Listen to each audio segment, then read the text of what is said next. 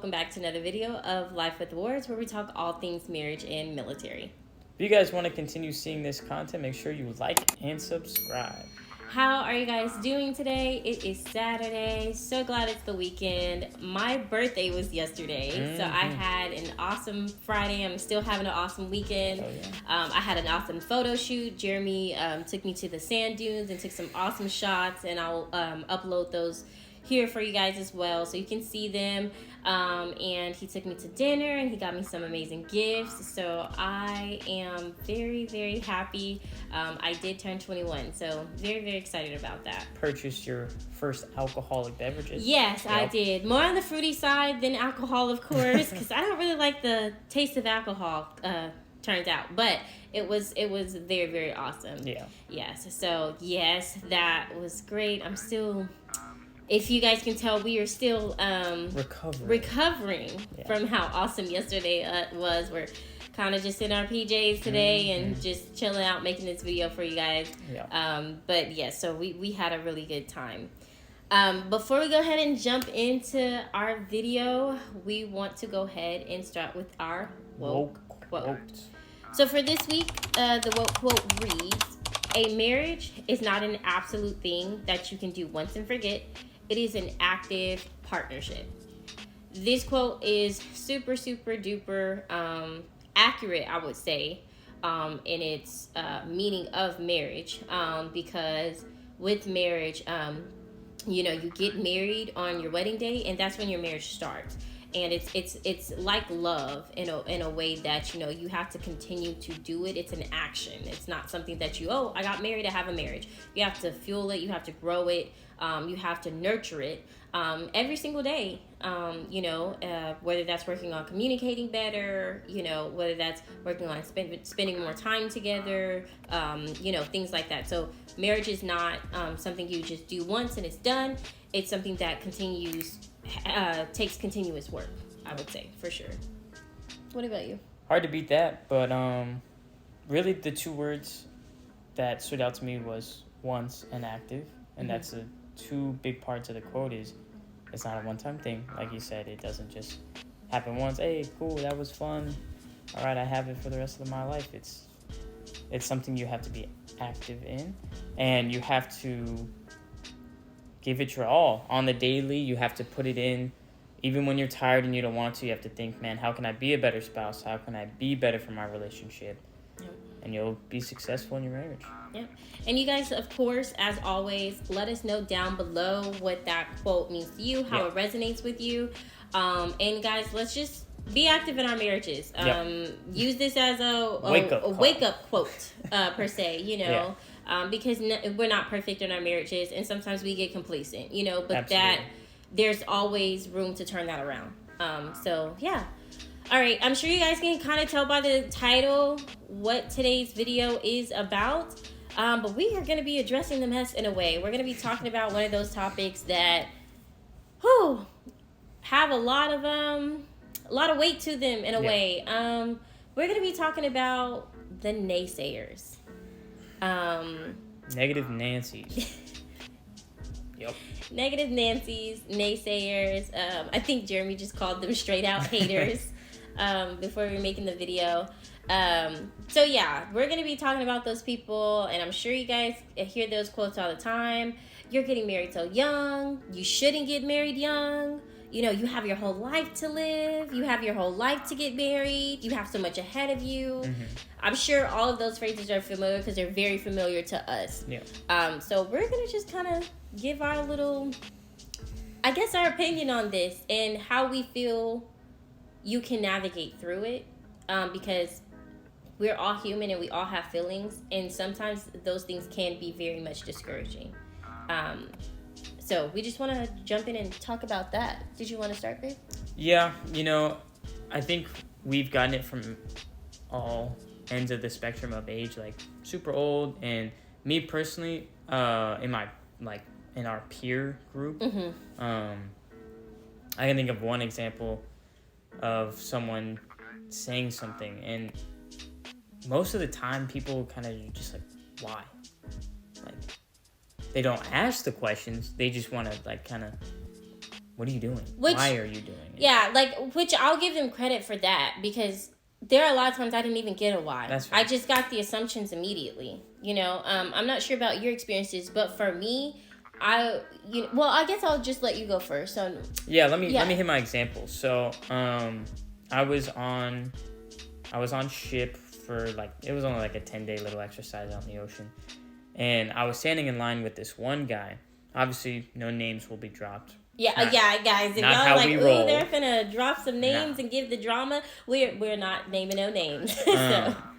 But we were standing in line to get some food, and this guy,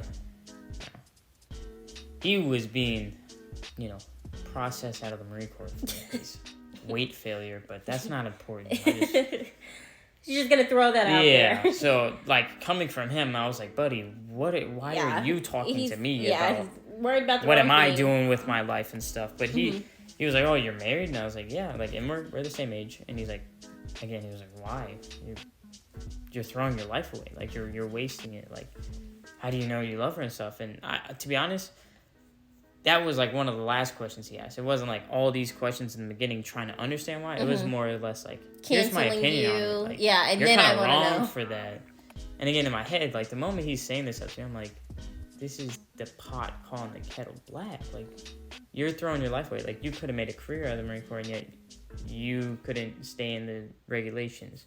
And now you're being kicked out of the Marine Corps. But yet you have the audacity to sit up here and tell me I'm ruining my life and prohibiting myself from experiencing things, all because I found somebody that I love. It just made no sense to me, and I laughed it off, because I was like, what are you talking about? Like, you're making a fool of yourself, in my opinion. And I think people should, try to understand the why. Like, hey, you can still want to be what's best for the person. Like, hey, I want to make sure you're not just, I really like this person, and that's my justification. Like, hey, do you have a plan? What is your guys' plan? And ask intriguing questions. Try to get to know their thought process before you just, here's my opinion. Right. You are wrong for this, before you even know anything about them. No, I definitely agree. I think that there are people who are genuinely concerned and curious. And then there are those who want to act that way, but it's only to cancel you, basically. So for example, because I have like multiple, I've had multiple naysayers, but it was always like kind of coming in a I'm here for you way, like, oh, I could never do that. That could never be me. I don't see how you do it. Wow, you're so young to be married, type things like that. And it's, you can always see the underlying, shadow of the negativity there, right? It's not genuine concern.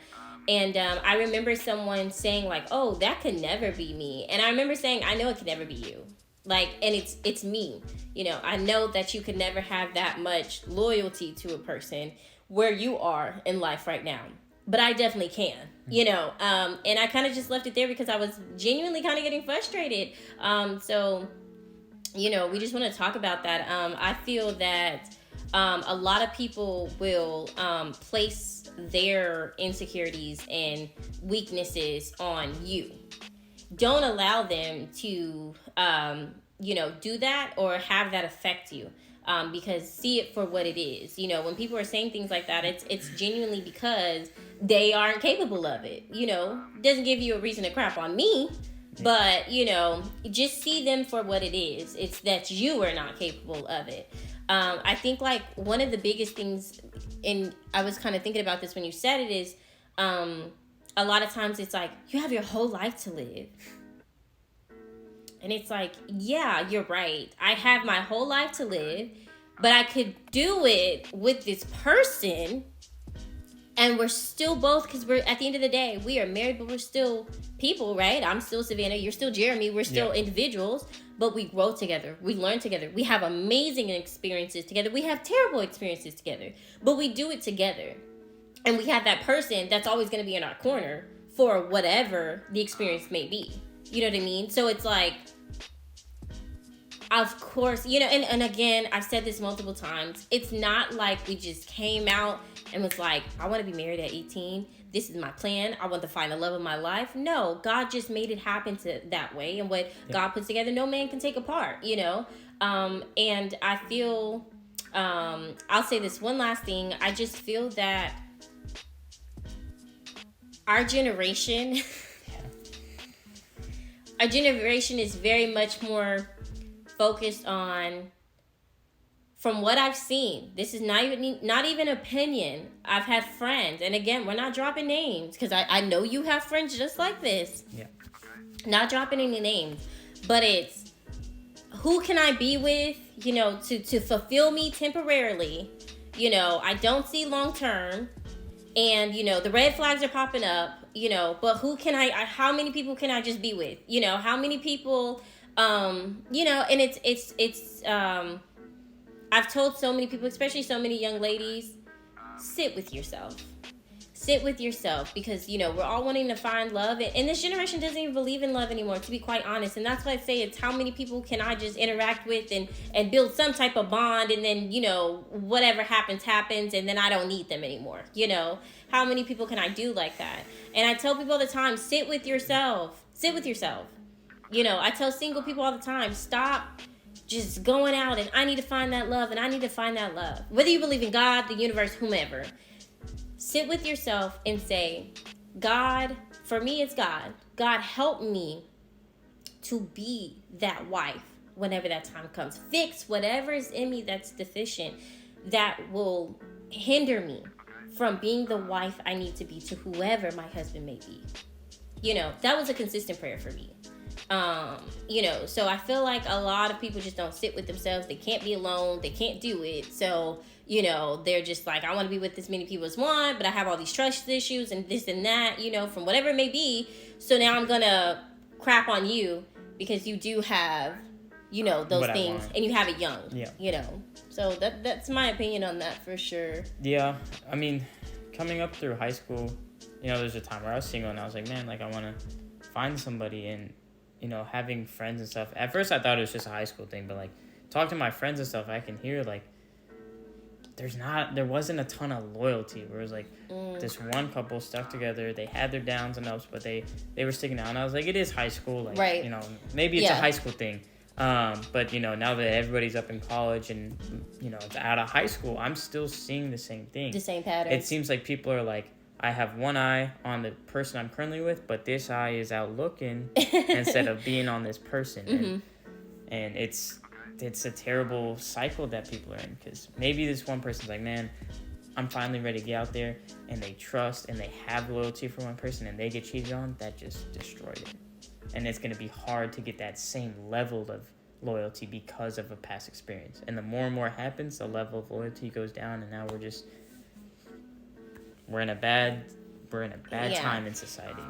And it's just kind of like and I know this video is kind of twisting in a way, and we'll get back on topic, but the last thing I'll say about that is like, when someone hurts you, or when someone,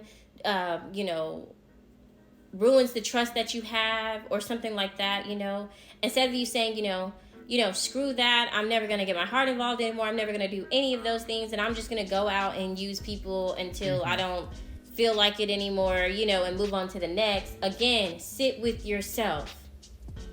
Build yourself.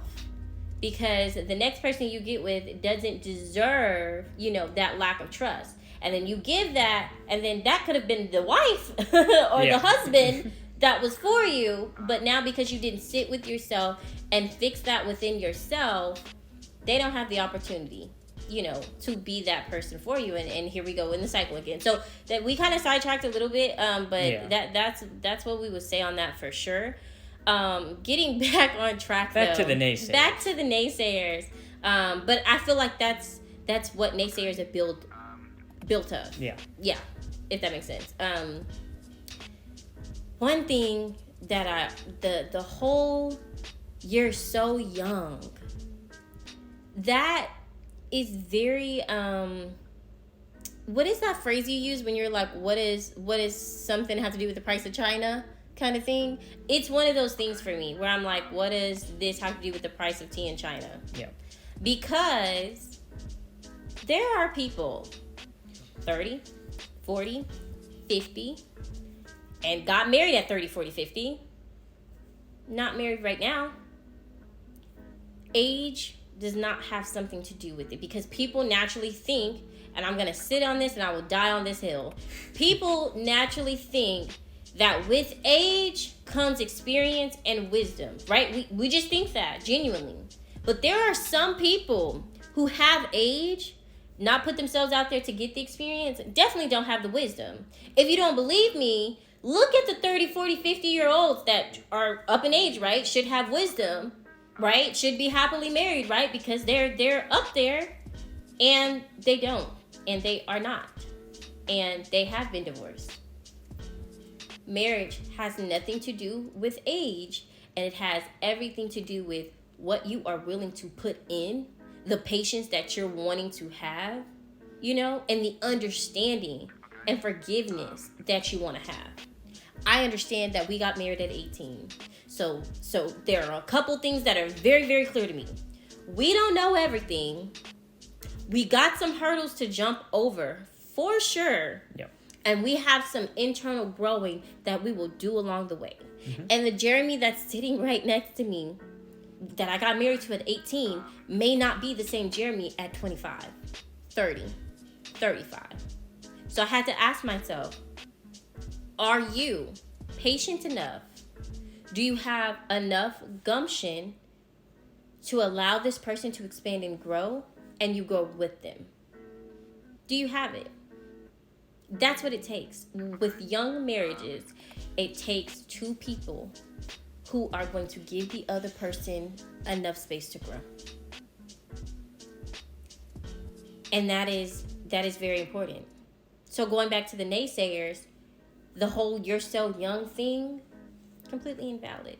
Especially when you have two mature individuals who have a plan, you know. And everything doesn't go to plan, of course, you know. But if you have that devotion, that loyalty, you know, and the will to overcome adversity together, that's what it takes. And I'm very grateful that we got married at 18, because I get to spend my whole life with this person and experience these things. I see married couples 30, 40 all the time. Man, I wish I would have found you 20 years ago. You hear it all the time. Yeah. You know? And it's like people, I feel like people also will say, like, because we're so young, well, you don't know who you are. And it's like, you're right. That you may be right there. Maybe I am still trying to find myself, but I have somebody who can also, one, help me. And then as well, you know, you have these 30, 40-year-olds, like you were saying, they do know themselves, but they aren't willing to grow or adapt or to change themselves to maybe find the person that they want.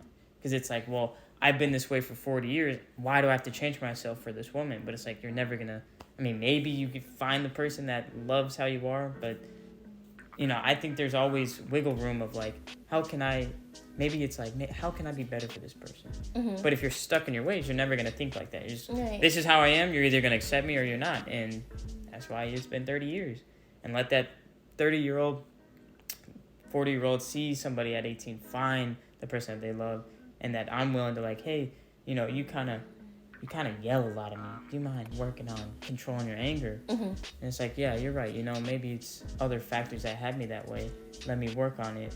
You just change how you are. And it's not for the negative. It's like, hey, I'm trying to make sure that we are going in the right direction. I'm not going to approach you sideways like, you need to work on anger, go to counseling. It's like, hey, babe, you know, I've noticed that when we hit a certain point in a disagreement, it goes too far. I think we should work on and see that is growing. Literally communication. Yeah. Like that is literally communication. And I don't want to say that 30 and 40-year-old people are set in their ways. That's not what I'm saying as well. Yeah. But I will say, you know, the intent of being flexible, you know, coming in with that mindset of there are some things that I may have to change. And things that I have to change are going to be best for my marriage. You know, that's important because, you know, we're never going to get anywhere if I'm just like this and you're just like this. And it's like, we should be perfectly comparable. It's a myth, you know. So I just feel like, you know, with that whole, you know, your young thing, you don't know yourself. That's what I wanted to touch on. I feel like that is. It's an easy way out. I'm gonna say I feel like it's redundant. Let me tell you why. In every walk of life, 20s, 30s, 40s, 50s, all the way up to the day that you pass, you will find something out about yourself. So when you tell me that I don't know myself, it's like, it's an insult, because it's like, I know myself of who I am right now. And this person has knowledge to understand that, again, I'm going to grow, I'm going to change, I'm going to develop, right? So when you're basically saying, well, you know, whatever the reasonable age people think it is to get married. Okay, 35. Let's just throw it out there. 35. You can get married at 35 because you know yourself. At 45, you may be a completely different person. Because again, any good person, and I won't even say good person, any person who's devoted to being the best version of themselves is going to keep learning about themselves. There's never a point in life, and I will die on this hill, there's never a point in life where you just, I know everything about myself because I've experienced everything. Nobody has experienced everything. You may have experienced a lot. I will give you that. But you have not experienced everything. And there are big and small things that can change you. You don't know because you haven't experienced it. So telling me I don't know myself, I know myself. I know myself for who I am now. And they're like, yeah, you know yourself for who you are now, but what if you change in 35 years, you know, 35? And I will have the person beside me who is supporting me and helping me develop in the right way that I should. Simple. And even when you're married at 30, you want that person as well. So that is how I eliminate the whole, you're so young. I think my husband and I are very mature individuals. I think me and my husband are very, I wouldn't say headstrong, but we know the direction we're going. Mm-hmm. And we're mature. But as long as you have that patience, forgiveness, understanding, and love, you're going to be just fine. I think also being moldable to a degree. Right. Adaptable, you know. And that does come with a lot of trust. Because if somebody who's been hurt, it's like, well, and again, I don't want this person to steer me in the wrong direction. And I will say this all the time. You should not be getting married if you are not ready to trust. None of that stuff should be going. So by this point, you know, you should... None of that should be 1,000%. Right. Yeah. None of that should be going on. If you got trust issues and stuff, you should be sitting with yourself. You know, I'm not, and it's okay to say, hey, I'm not ready yet, you know, XYZ, because I need to work on this. Because I want to come in my marriage and I want to be able to work on us and develop and grow us. And along the way, we're going to grow as individuals. But I'm not going to come in my marriage with a ticking time bomb. You know what I mean? Because trust is important. So that's what I say about the whole you're so young thing. What's something else that you probably hear other than you're so young? I mean, that's just the easiest one that people go to. And it's like, I kind of take it and I use it as motivation. It's like, you know, that's your opinion. Of course, I'm not going to let it affect me. Mm-hmm. I now know how you view me, and that's okay. But in 40, 30, whatever the amount of years is, we still going to be together. We still going to be successful. And we're going to show all these people that it can work. Because many people have done it before us. Right. And it's like you said, it's not the age, it's the person what you're putting, with. It's what you're willing to do. What you're willing to... Because if I come in hard stuck, it's never going to work. Doesn't matter the age. Yeah. It doesn't matter the age. Because you can be in 30, you know, and hard stuck. Like 18, 30, 12. If I don't want to change... If you don't want to budge, if you don't want to change... It's just going to create friction. It's not going to work. It's not going to work, you know. I think another thing I hear so much is... what is it? How do you know that this person is basically going to be everything you want? Because there's like billions of people in this world. Yeah. How do you know out of these billions of people that this is, you know, the person you want to be with? You know, how can you just give that commitment without, you know, trying other people? So that's another one. that I get. Have you heard that as well? Like, oh, like there's so many girls out there. Yeah, there's plenty of fish in the sea. Right. Yeah. That's the phrase I was looking for. Yeah, I've heard it, and again, there's so much that led into my decision. You know, and I think the biggest one that shocked me was like before any of this, when we were just friends, you were already noticing like, hey, I noticed like, you know, for me it was I wasn't as confident as I could be, and you would just notice as a friend like, hey, I just noticed you're not as confident. You know, I want to help you, just as a friend. You know, it's not like because I'm your girlfriend I can now help you. It's like no, just as a person, I just want to help you.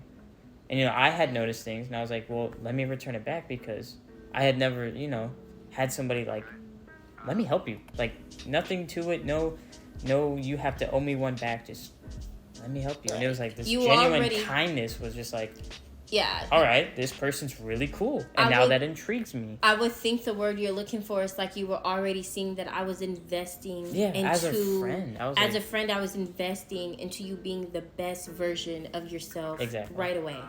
Before I had any title of girlfriend or anything. I was genuinely there as a friend. And I remember telling you, if I can't do anything else, I want to make sure that you're the best version of yourself possible because I see like who you are, who you can be. You know, I see these things already, you know. And after that, I got the clipboard, got the pen. Checking the box. Checking the box. I think that with people saying like, well, how do you know he's the one? And there's so many other guys out there, you know, and you're settling down. I remember thinking to myself, you know, when God shows you who you're supposed to be with, and again, if you don't believe in God, the universe, yourself, whoever, aliens, I don't care. Whenever you're shown the person that's for you and provides what you need and everything like that, why do I need to go spin the block? Because everything this person has is checking all the boxes. Why do I need to go explore? I feel like that is a lack of trust that people have. And that falls into their lack of confidence. Like, I don't trust my own decision. Like, I don't trust that this person's everything. And if you don't, then they're not, you know what I mean? But if you're sitting there like, well, how do I know that, you know, Billy Bob around the block might not be my guy? This guy's checking all the boxes, but how do I know? But Billy Bob, one extra thing. Yeah, you know, you're gambling, and it's not even like Billy Bob may have this extra one thing. It's like everything gets checked, and I just still want to go check out Billy Bob because I don't trust that whatever's being shown to me. You see what I'm saying? In this person is everything. I can't. That's commitment issues. That's trust issues. And what do you need to do if you have those? Sit with yourself. Grow yourself. You know, God showed me this is him. I said, you sure, God? God said, you sure? I said, you sure, God? Because you're going to have to walk down them steps from heaven and let me know. Because you didn't like me. Because that was, oh my goodness, there's a whole story and we won't get into that. But Jeremy and I originally, when we very first met, we were not fond of each other. Bumped heads. So it's ironic to people who know us from that time. And they're just like, wow, like, what it's happened? Such a beautiful story. Like, because you guys despised each other. So I was like, you sure, God? And he was like, sure. I was like, can you walk down these steps and let me know for sure? So, you know, but he showed me. He said, this is him. Yeah. This is who you're supposed to be with. This is your husband. You know, so I feel like that's how responding to that of like, what if there's other people? You know, there's always going to be a what if, you know. But when you, again, with this generation especially, we found each other and we held on for dear life because the way this generation is out there, it is scary. I'm just saying, it's scary. So, yeah. Be confident in your decision to be married, young, you know, embrace it. See it as a beautiful thing because it is. Because you are going to live the rest of your life and have these beautiful experiences and have these rough experiences and have that person in your corner. And be there for one another in a way that only married people can be. Yeah. So yeah, that's what I would say on that. I'm gonna zip it. Throw away the key. Yeah, I mean it's pretty much. That's pretty much the it. gist of it. Yeah. I mean it's so hard because that was a big thing for me. It's like, well, how do I know? Mm-hmm. But there was so many things, Yeah. and you know, I also believe in God, and you know, there was definitely like, come on, God, Talk to like, the man that's the upstairs, most yeah. like obvious God intervention thing. Like, Yeah. I was literally driving to a job interview, and I had a buddy that worked there. Like, I was gonna get the job, Mm-hmm. and I just randomly turned around. And I was like, nope, not that job. And then the next week, I applied to Chick-fil-A, which is where we met. And I was like, I can't same explain situation. I had a job lined up, got accepted for the position, everything. Turned it away. Can't tell you why. Turned it away. So there were themes. There's signs. Yeah, there's So like, not only is she a good person, God's really pushing me towards her. Yeah. So it was a lot, but yeah. So talk to the man upstairs. But guys, for those naysayers, leave them out there. Let them be naysayers, because one thing you can know for sure with your partner, we are happy, we are blessed, we are thriving in our marriage, and we have what a lot of people don't. And we're going to hold on to that. And we're not going to let other people tear that down. Absolutely not. We control what affects us. Exactly. Right. Yep. And even in those tough times, what we do, hold on to the other person. So, there you have it. Grab and hold. Yep. Hold on for dear life. So, if you guys have any questions about this video, any opinions of your own, we'd love to read them. So drop a comment down below. If you guys have experienced things like this, drop a comment down below. If you guys have a question, drop a comment down below. But other than that, we're going to go enjoy the rest of my birthday weekend. Super excited. So you guys have a great weekend, and we'll see you next time. Bye. Bye, guys.